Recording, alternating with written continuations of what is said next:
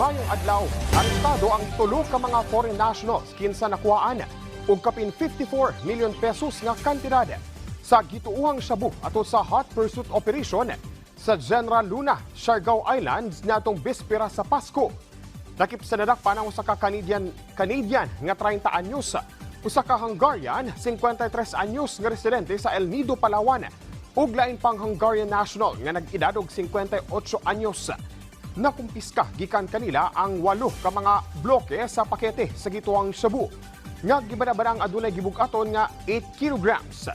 Lakip sab nga nakumpiska ang napulo ka gramo sa gituang pinaugang dahon sa marijuana nga mukantidad sa kapin 14,000 pesos. Gikustudiya na sila sa General Luna Municipal Police Station aron atubangon ang kasong paglapas sa Republic Act No. 9165 kon Comprehensive Dangerous Drugs Act of 2002. Gilusad sa Department of Public Works and Highways Region 10 ang Motor Assistance Center alang sa mga motorista nga moagi sa managlayang national highways ug mga sementeryo sa Northern Mindanao nga mulungtad hangtod Enero 2 tuig 2026 subay sa holiday season.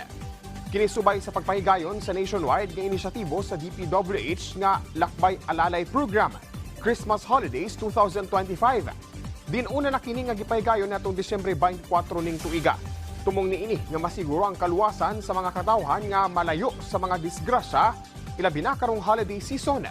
Naka-standby mga motor assistance centers sa Cagayan de Oro City, Misamis Oriental, Bukidnon, Camiguin, Misamis Occidental, Iligan City ug Lanao del Norte.